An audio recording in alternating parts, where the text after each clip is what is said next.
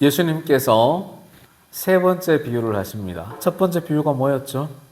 잃은 양 비유. 두 번째 비유가 잃은 드라크마 비유였습니다. 이 두 가지 비유에서는 주인이 잃은 양을 직접 찾아 나서고 드라크마를 직접 찾는 수고가 있었습니다. 그리고 결국은 찾아내었습니다. 오늘 드디어 세 번째 비유가 나옵니다. 우리가 잘 알고 있는 대로 탕자 비유입니다. 12절입니다. 그 둘째가 아버지에게 재산 중에서 내게 돌아올 분깃을 내게 주소서. 둘째 아들이 아버지에게 자기 것을 달라 합니다. 자기 게 어디 있겠습니까? 아버지 죽으면 내한테 돌아올 상속분을 나에게 먼저 주세요라고 하는 겁니다. 사실 이스라엘에서는 아비가 죽으면 자식들에게 재산 상속을 해줍니다. 이렇게 두 아들이 있는 경우에 재산을 세 등분을 합니다. 그러면 1대 2로 장남에게 2몫을, 차남에게 1의 몫을 나누어 줍니다. 지금 둘째 아들은 그 한 몫을 자기에게 달라고 하는 겁니다. 살아있는 아버지 입장에서는 기가 찰 노릇이죠. 지금까지 입혀주고 먹여주고 길러줬더니 이제는 지가 아비를 봉양해야 될 텐데 봉양하기는커녕 살아있는 아버지에게 아버지 죽으면 내게 줄 상속분 내게 먼저 주세요라고 하는 아주 파렴치한 요구를 하는 겁니다. 여러분들 집에 많은 재산이 있는데 둘째 아들이 와서 이렇게 요구한다면 여러분들 어떻게 하시겠습니까? 그래 아들아 내가 줄게 이렇게 당연히 줄 부모가 몇이나 되겠습니까? 물론 세금 덜 내려고 지금 미리 좀 주는 사람이 있겠지만 상식적인 차원에서는 그렇게 할 수가 없죠. 지금 아들은 아버지를 봉양할 의무도 회피하고 살아있는 아버지에게 상속분을 달라고 하는 아주 파렴치한 요구를 하고 있는 겁니다. 그럼에도 불구하고 이 아비는 이 차남의 요구를 수용하고 허락해 줍니다. 12절입니다. 아버지가 그 살림을 각각 나누어 주었더니 각각 나누어 주었답니다. 둘째 차남에게만 준 게 아닙니다. 장남에게도 줬습니다. 그러니 장남도 수용을 했겠죠. 장남은 내가 비록 아버지의 상속분을 받았지만 내가 아버지를 모셔야지 그러면서 아버지와 함께 삶을 그 자리에서 영위해 갑니다.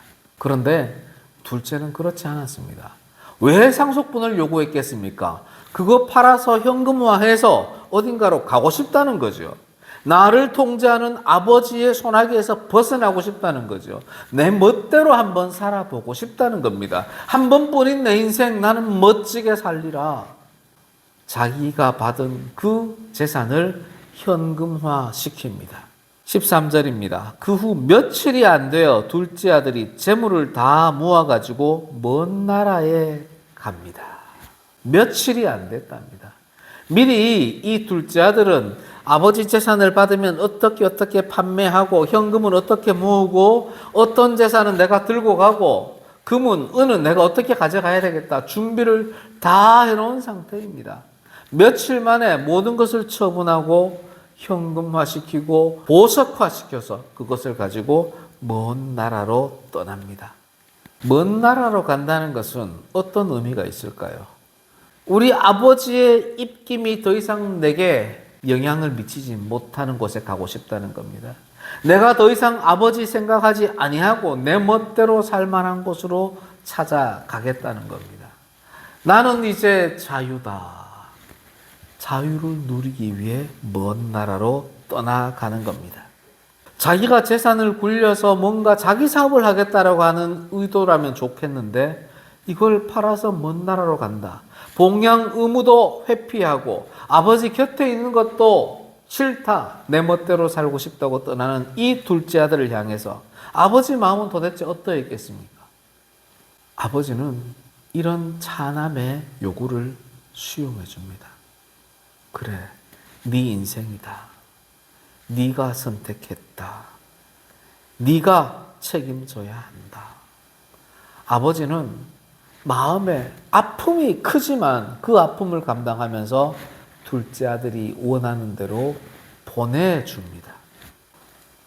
종들을 시켜서 둘째 아들을 꽁꽁 묶어놓고 집안에 감금시킬 수도 있었지만 아버지는 둘째 아들이 원하는 대로 다 해줍니다. 왜 그랬을까요? 내 아들은 내 종이 아니다. 내 아들은 자유의지가 있다. 내 아들은 자기 인생을 자기가 선택할 권리가 있다.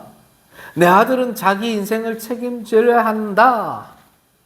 라는 믿음이 있었기 때문입니다. 앞날이 뻔히 보입니다. 이 돈 들고 어디 가면 어떻게 될 거라는 거 뻔히 압니다. 재산을 나누어 줄 때부터 아버지의 마음은 근심 걱정이 가득했지만 아들의 자유의지를, 자유선택을, 자유행위를 인정해 주었던 겁니다.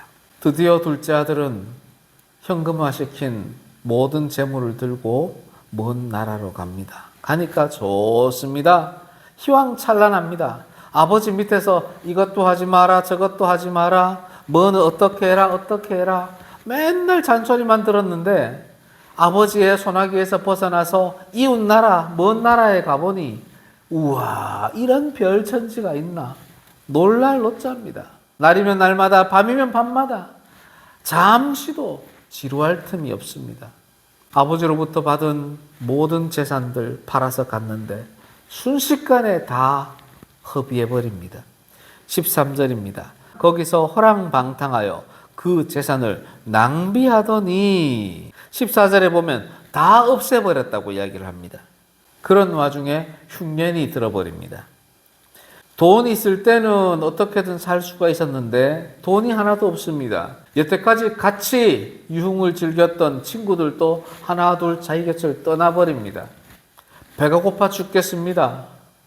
사람들의 손에 붙여져서 겨우 풀칠을 하고 있는데 이제는 돼지에게 먹이는 쥐염 열매조차도 구할 수가 없습니다. 정말 죽기 직전입니다. 많은 사람들이 이 상황이 되면 인생을 포기해버릴까 이런 생각을 합니다. 그런데 다행스럽게도 이 둘째 아들은 뭔가를 떠올립니다. 그게 바로 내가 여기 오기 전에 아버지 품 안에서 살았던 그 장면을 떠올립니다. 17절 19절입니다. 이에 스스로 돌이켜 이르되 내 아버지에게는 양식이 풍족한 품꾼이 얼마나 많은가. 나는 여기서 줄여 죽는구나. 자기를 한탄하면서도 아버지를 떠올립니다. 그리고는 결심합니다. 그냥 막연히 떠올리고 그때가 좋았지. 이건 누구나 하죠. 하지만 이 둘째 아들은 아버지에게 뭐 달라고 할 때부터 결단력이 뛰어났던 겁니다. 자기가 딱 생각하고는 바로 결단을 내립니다. 어떻게? 18절입니다. 내가 일어나 아버지께 가서 이르기를 아버지 내가 하늘과 아버지께 죄를 지었사오니 지금부터는 아버지의 아들이라 일컬음을 감당하지 못하겠나이다. 나를 품꾼의 하나로 보소서 하리라. 이렇게 결단을 내립니다. 자신의 신분, 아들로서의 신분은 필요 없다. 나는 여기서 굶어 죽는 것보다는 아버지에게로 가서 그 종들처럼만 대접받자. 이런 마음으로 결단을 내리는 겁니다. 그리고는 그 결단을 실행합니다. 20절입니다. 이에 일어나서 아버지께로 돌아가니라. 아멘. 이 말씀이 우리에게 중요한 겁니다. 사랑하는 성도 여러분, 우리가 이 땅을 살아가면서 하나님의 백성이요 하나님의 아들이라고 하면서 죄 짓지 않고 살아갑니까? 이 탕자처럼 저 먼 나라로 가지는 않았지만 하나님을 잊어버리고 살 때가 얼마나 많았습니까? 하나님을 외면하고 살 때가 얼마나 많았습니까? 하나님을 무시하고 살 때가 얼마나 많았습니까? 이 탕자는 그렇게 살다가 자신의 현실을 보고 아버지 집을 떠올리고 결단하고는 아버지께로 돌아갑니다. 지금 이 자리에 계신 우리는 아버지의 품을 떠나 갔다가도 다시 돌아온 사람들입니다. 하지만 많은 사람들이 돌아오지 않고 있는 현실입니다. 오늘 이 본문 말씀은 아버지께로 돌아오지 않는 사람들에게 돌아오라고 독촉하시는 말씀입니다. 이 자리에 있는 여러분들, 주일 예배가 끝나면 다시 각자의 삶으로 돌아갈 텐데 그 삶에 안주하지 말고 그 삶에서 방탕하지 말고 그 삶에서 죄에 허덕이지 말고 하나님 품으로 또다시 돌아와라 라는 것을 가르쳐 주시는 겁니다. 아들이 신발도 신지 못하고 옷도 너덜너덜하고 힘도 없고 겨우겨우 집을 향해 그 먼 나라에서부터 걸어서 옵니다. 이제 이 고개만 넘어가면 우리 집이야. 터벅터벅 저 멀리 이제 우리 집이 보입니다. 그런데 그 집 앞에 서 있던 아버지가 저 멀리 동구 밖에 너덜너덜하고 겨우겨우 걸어오는 한 사람을 발견합니다. 아버지는 아들이 집을 떠난 이후부터 아들이 돌아오기만을 기다리며 동구 밖을 바라봅니다. 20절입니다. 아직도 거리가 먼데 아버지가 그를 보고 측은히 여겨 먼 거리에서도 내 아들이구나 바로 알아볼 수가 있습니다. 아들이 여기까지 올 때까지 기다릴 수가 없습니다. 아버지는 그 길로 달려가서 끌어안고 입을 맞추며 잘 왔다 아들아, 잘 돌아왔다 아들아 그를 반겨줍니다. 이때까지도 둘째 아들은 아버지에게 잘못했다고 고백하지 않습니다. 회개하지 않습니다.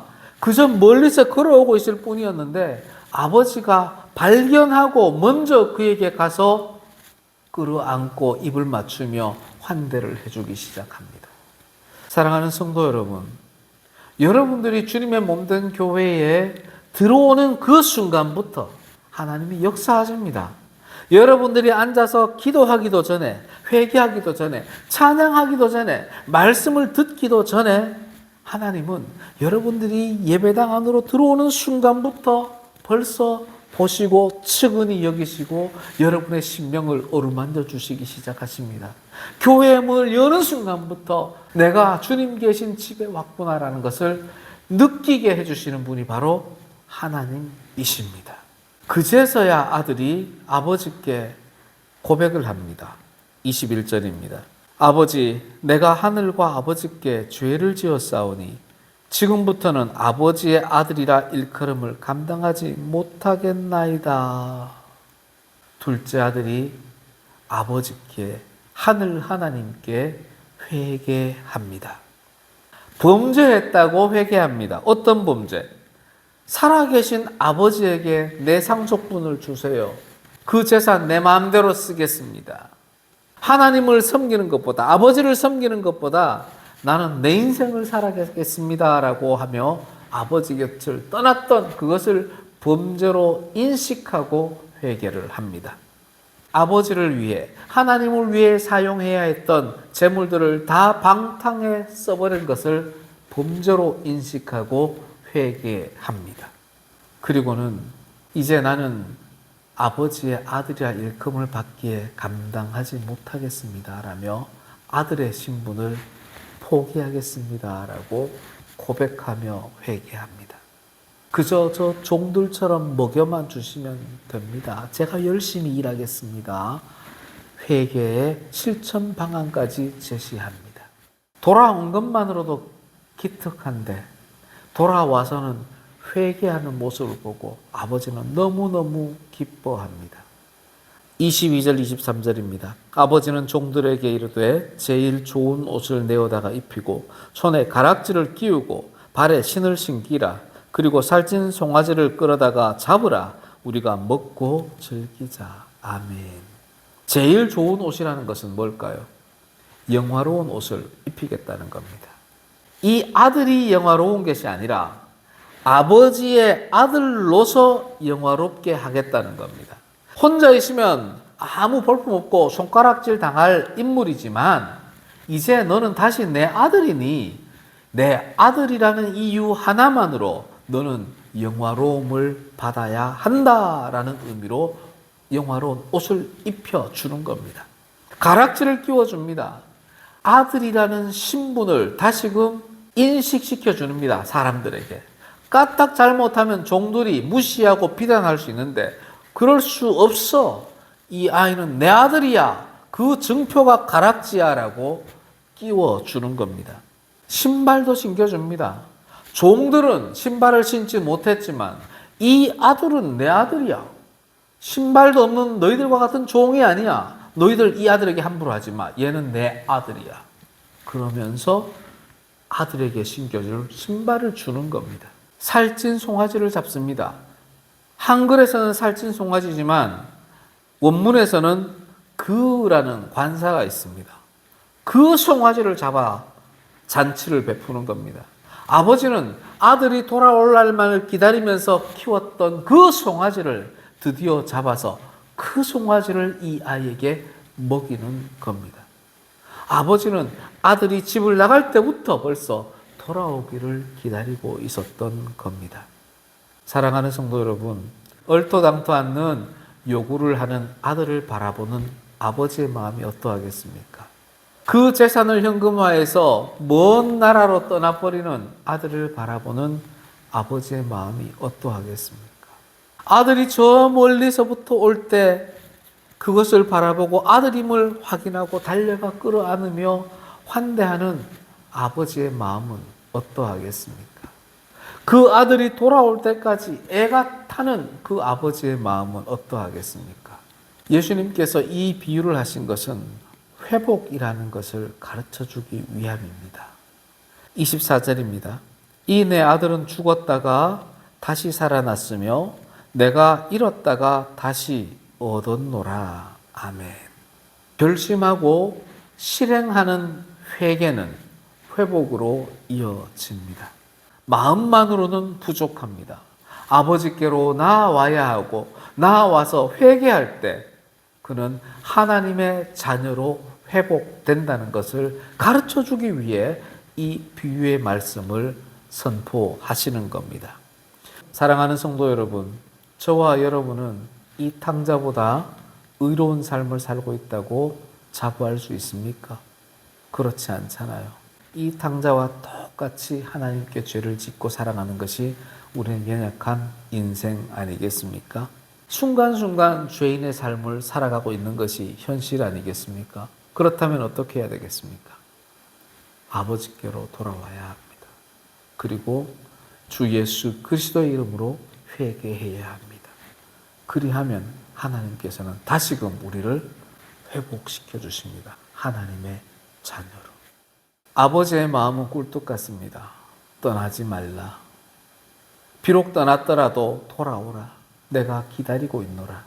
돌아오고 있다면 속히 돌아오라. 내가 동구 밖에서 너를 기다리고 있노라. 주님의 몸된 교회로 속히 돌아오라고 주님께서 이 비유의 말씀을 하시는 겁니다. 사랑하는 성도 여러분, 죄악된 세상 속에서 헤매지 맙시다.